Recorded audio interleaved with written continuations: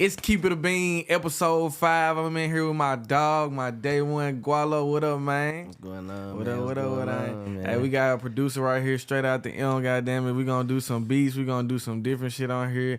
Man, just tell them, like, your upbringing, where you from, like, how you got started in producing.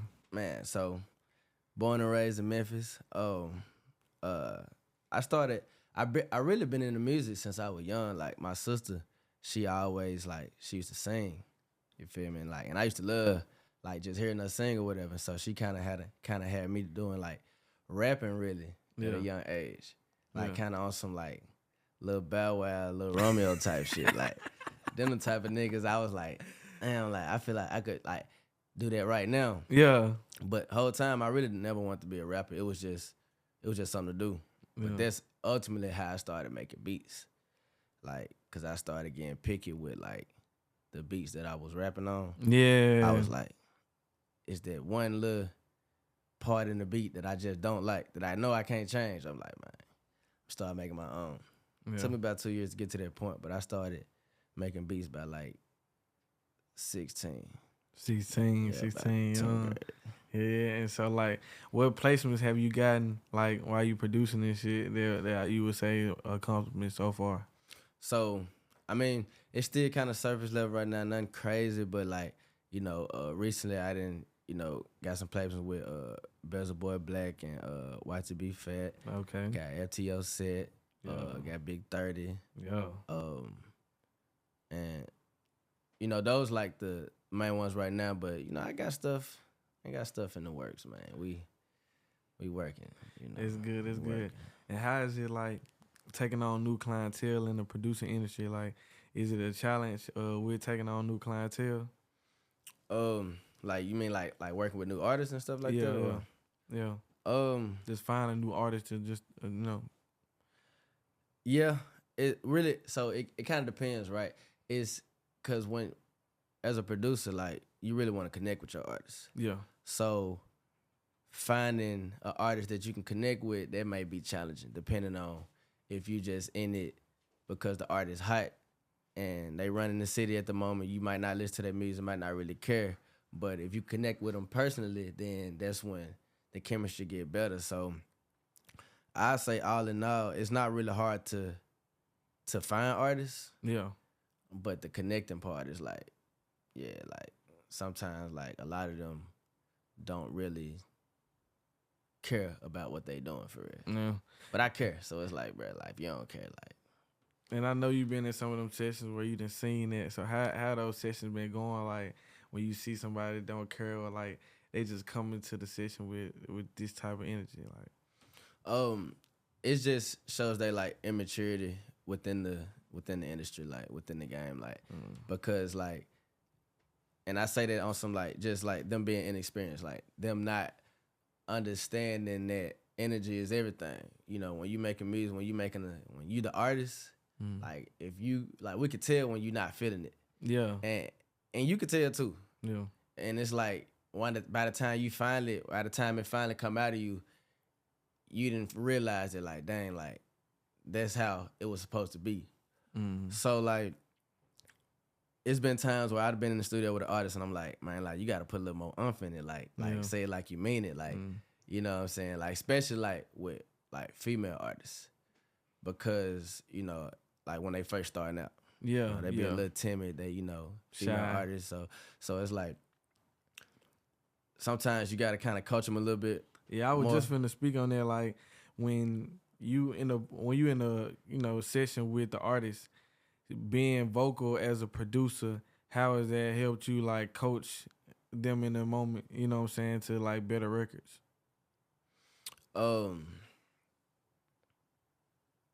Cause I know you just speaking on just coaching them in that moment. I know you gotta coach them so much. Shit, you definitely making the track better just by coaching them. Yeah, I feel it makes it a multi-step process. Because if you can't coach them all the way the first time, it depends on how long the session is. Right. They ain't paying for 2-3 hours, and you know that they ain't gonna get it in the hours. We might need to do this a few more times. Yeah. Because ultimately it's nobody is gonna see that part when you release the song. All they gonna hear is like, man, this trash or this hard. You feel me? But like behind the scenes, it's like sometimes it takes so much effort. Sometimes it don't take much effort for artists who just, it's easy for.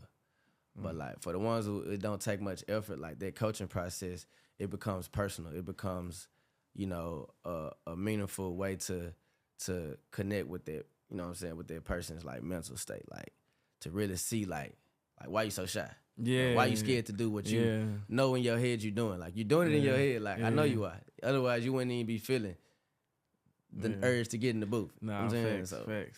So shit, this is a special edition of Keep It a Bean. We gonna get a beat right now, live on set for my guy Gualo on Keep It a Bean. So we gonna tap in with the headphones. Let's see him cook up, make a beat. You know what I'm saying? What you gonna cook up today?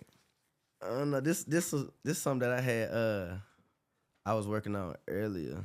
Okay. Like Red Deal, like had just started earlier before I had left the house.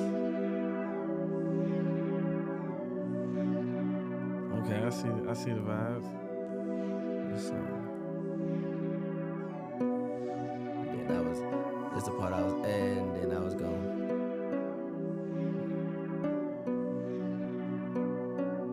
I hear it.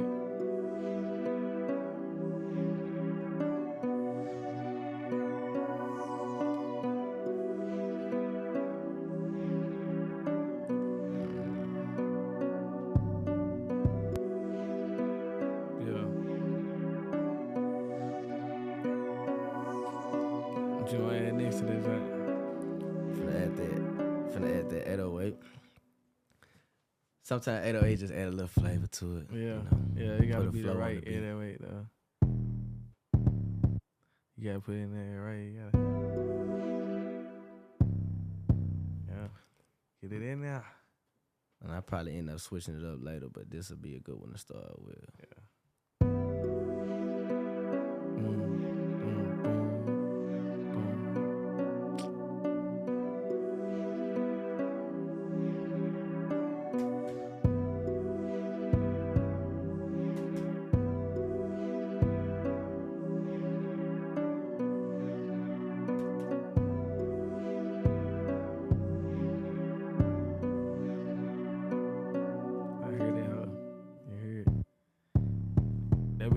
In the studio, this is what the studio really look like. We really bringing the studio to real life right now. You know Facts. What I'm saying? Like you gotta hear the process of this. I'm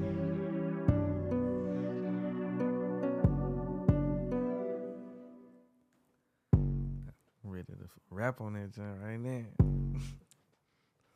That's how I be feel. That's how I know when I like a beat, when I start rapping to it.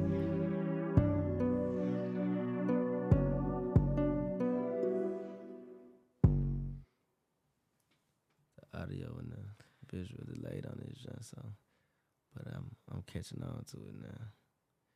I'm gonna add a little hi-hat to it. And I be having like my favorite like instruments. Yeah. Like, and I'm pretty sure like a lot of producers, well, I ain't gonna say I'm pretty sure. I know, because as a producer I can hear this type of stuff. Like a lot of producers stick to like favorite instruments. And when you got your packs, where you get your packs from? Man, a lot of these packs, I don't know where I got them from. Yeah. I mean, I know I done download them from the internet, you know, from little sites. They get like a lot of free joints. I done paid for a few. TP done sent me plenty. Shout out TP. My boy stay sending me stuff. You feel me? So I don't lie, like it be. And I gotta get some more. I was just telling myself the other day, like I gotta get some more.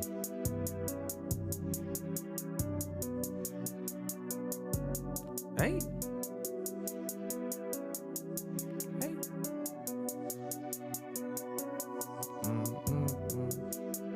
Right there. We don't keep it a bean. We don't keep it a bean. We don't keep it a bean. Gualo smooth. It's my nigga and me. We don't keep it a bean. We don't keep it a bean. He cooking up a beat right now. Hey, he cooking up a beat right now. Let's go.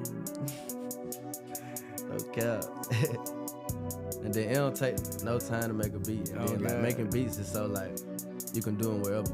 What's the quickest you done made a beat? I ain't like this was recent. I remember I made a beat in probably like, and I know like a lot of producers do this, but I don't really like making beats in a short amount of time. I ain't like, but I kid you not, I made a beat in about 6 minutes. Like to the point where it's like I stop and I be like, I come back to it later because it's like I ain't no way I'm finishing with this beat like. Yeah. Because I don't make beats in that short amount of time. I ain't add nothing else to this joint but my tag, and I was like, I don't even remember which beat it was because like I said, that don't happen. You know what I'm saying? Like that don't happen. So what you gonna add to this on next? Throw some claps in there.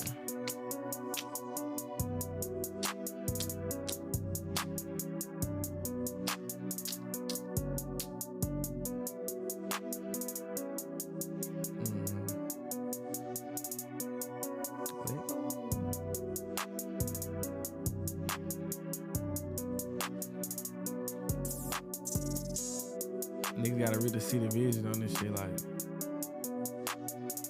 Nah, facts though. You gotta really see the vision on this motherfucker. We don't keep it a beam.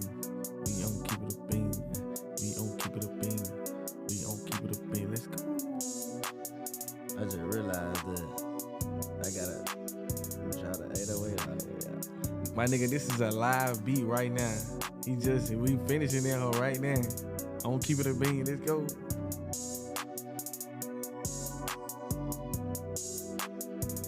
My nigga hard though. And it's crazy because like making beats like on live, like I done did it on Instagram. A lot of times like you'll have like, I ain't gonna say I have beat block. I'd be fearful of having beat block like that. Like, but like once you have like a melody started, like it only take like one thing. And it's like, man, I can go from that. You know what I'm saying? That's why like collabing like with other producers, so easy, bro. Like play some Memphis shit. Give me some Memphis shit. Some Memphis. Yeah, give me some Memphis shit. I got you. I need some Memphis shit. I need some Memphis. Look, I actually got a beat. It's called From the I actually got an artist who recorded to it. I ain't gonna say the names yet. He ain't dropped it yet. But it's still in the works. Yeah, I play the beat though. It's called From the Let me find that.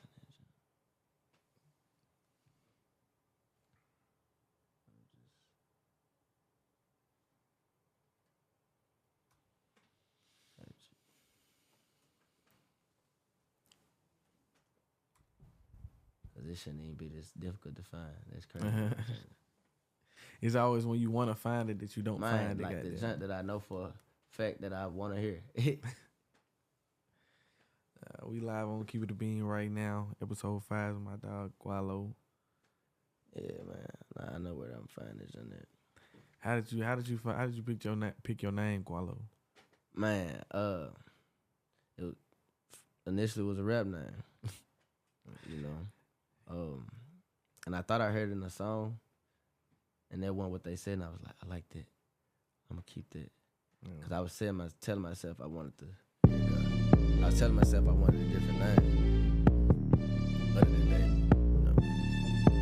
Hey.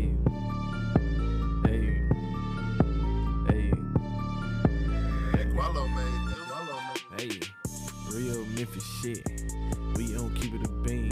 My dog Gualo made a beat right now on the scene. Yeah. Right now on the scene. Yeah. Right now on the scene. It's hard. This beat hard as hell. Hey, this beat hard as hell. Nah, this some hard shit though. I know you got plenty of shit in your bag. How many beats you cooking up a day?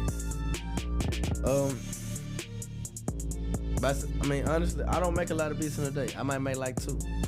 You feel me? I might make 3. You know, I'm more so a quality over quantity type person when it comes to making beats. Because it's like you can make 1,000 beats and a nigga like one of them just. Whereas you can make 5 quality beats and a nigga like one, but the nigga also like 20% of the beats. You feel me? Versus 1%. You know what I'm saying? Yeah, 0.01%. You know what I'm saying? Like that's, you know, at that point it feel like, all right, now I gotta dish this many beats out to all these other artists, hoping that they like one. You know what I'm saying? So it's like I like to make a beat to the point where it's like I know they gonna like this shit. I like to do samples, like I like to do all type of shit. Yeah, I'm talking from the beats. What else was I say? God damn, I lost my train of thought. That fucking quick. Oh God, I lost my train of thought. They get lost in the music, man. Yeah. But aside from that, like dealing with artists right now, when you trying to just get contracts, okay, they like the beat. Like, how has it been? Just in contract talks, like with producers and with artists and stuff. Like, is it a challenge? Like, just getting those, you know what I'm saying, like royalties and they pay for that beat? So it may be a challenge when you're dealing with an artist who like not signed like at all. Like they strictly doing it like themselves. Yeah. Anybody who signed, I don't do no business with the artist. Yeah. Strictly manager. Yeah. Like, you know what I'm saying? Like, and I might even, you know, handle some deals myself where it's like, but these are deals where I've already worked with the artist. You know what I'm saying? Yeah. If it's a new deal, call my manager. Shout out Kadeem. You know, he gonna make sure I get paid. He gonna make sure everything. He gonna make sure everything, you feel me? And you know, and he do a good job. He did that for a lot of Memphis producers and artists. Yeah. You know what I'm saying? He the reason behind a lot of them, you know, succeeding in their career, whether it's as far as they've gone or as quick as they got there. You know, he a big part of that. So, you know, most definitely shout out to that. Yeah. Shout out to that man. Cause I feel like in a producer game, we see a lot of producers always talking about like royalties and like getting paid for you know what I'm saying, the tracks, and just making sure they getting a certain percentage. So like I know like more along, when you move more along, you know, you add more value to that. So how is that being, just constantly adding value to your price, like as a producer? Like, Man, it really feel good because it's like once you realize they willing to pay a price, yeah, and the price that they paying is finna already, you know, because they paying this price, they finna release this song.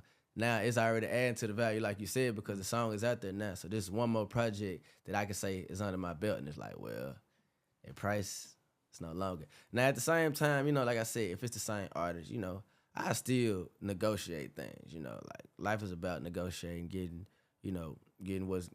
you out the deal. But obviously, if they ain't getting no piece out the deal, then it ain't no deal.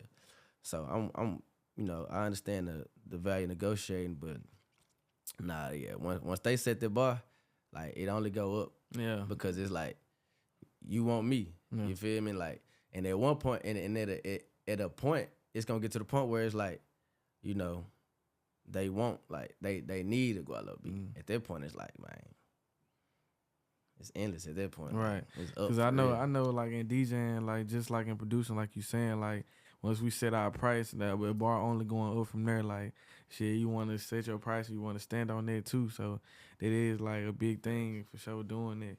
Shit, like working with these artists and stuff out here. Like, how has it been? Like, what's one of your craziest, I would say, like session with the artist? Let me see.